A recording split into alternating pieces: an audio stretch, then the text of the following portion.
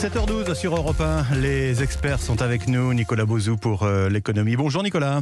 Bonjour Lionel. Vous allez nous parler aujourd'hui, Nicolas, de la Californie qui perd du terrain en matière de dynamisme économique. Mais avant cela, à l'édito international de Laure Mandeville. Bonjour Laure, bienvenue. Bonjour. Bienvenue sur Europe 1. Laure, vous revenez ce matin sur le dossier ukrainien à l'origine du regain de tension entre la Russie et l'Occident avec cette question: que veut vraiment Vladimir Poutine ?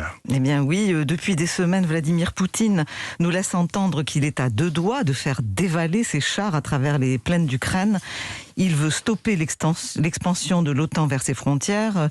Il dit qu'il ne veut plus, et ça c'est nouveau, de déploiement en fait des systèmes d'armes de l'Alliance à travers l'Europe de l'Est et l'ex-URSS.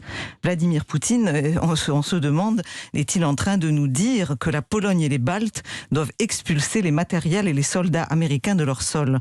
Ou alors, est-ce qu'il formule ces demandes absolument inacceptables pour que l'Occident cède sur l'Ukraine?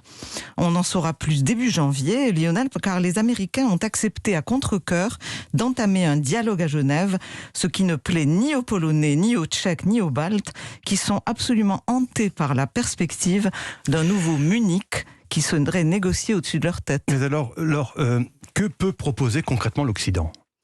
Mais c'est toute la question, Lionel. Il faudrait que les Occidentaux parviennent à calmer Poutine sans abandonner lâchement l'Ukraine. Alors peu avant sa mort, le grand stratège américain Brzezinski avait suggéré, lui, une finlandisation pour l'Ukraine, c'est-à-dire une forme de statut de pays neutre.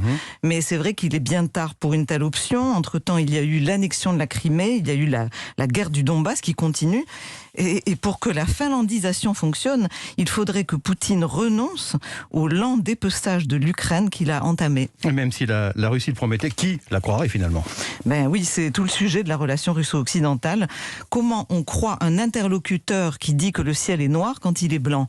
En réalité, le dialogue s'engage dans un contexte de totale désillusion, de totale défiance. Les Américains et les Européens, on entend rêver d'un accord stratégique avec Poutine. Ils chaussaient des lunettes roses en réalité pour justifier leurs ouvertures, mais depuis que d'échecs, que de pieds de nez stratégiques de Poutine en Syrie, en Crimée et maintenant même au Mali, où des mercenaires russes viennent narguer les Français. Effectivement, on en a beaucoup parlé la semaine dernière sur Europe 1. Mais alors pourquoi Poutine fait-il aujourd'hui le forcing sur ces sujets de sécurité ? Alors la première raison du forcing, c'est le désir de revanche. Poutine, c'est un homme de l'ancien KGB, il n'a jamais accepté la fin de l'URSS. Il estime que l'Ukraine est en grande partie russe et que c'est seulement grâce aux bolcheviks qu'elle s'est retrouvée définie par les frontières qui sont les siennes aujourd'hui. Il en déduit que la Russie a subi une véritable spoliation qu'il faut réparer de gré ou de force. Il se veut un rassembleur des terres russes. Poutine en veut aussi à l'OTAN, qui a selon lui profité de la faiblesse de la Russie dans les années 90.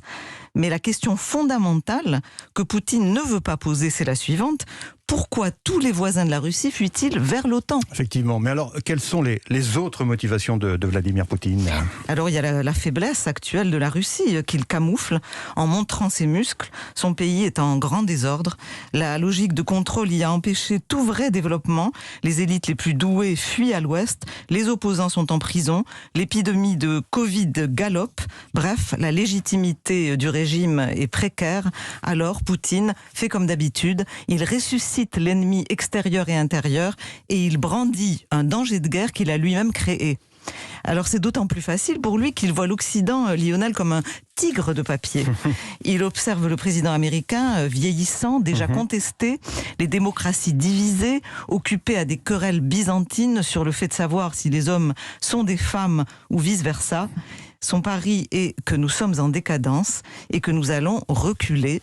Espérons qu'il se trompe. Signature Laure Mandeville, l'édito international tous les matins sur Europe 1. Merci Laure, à demain.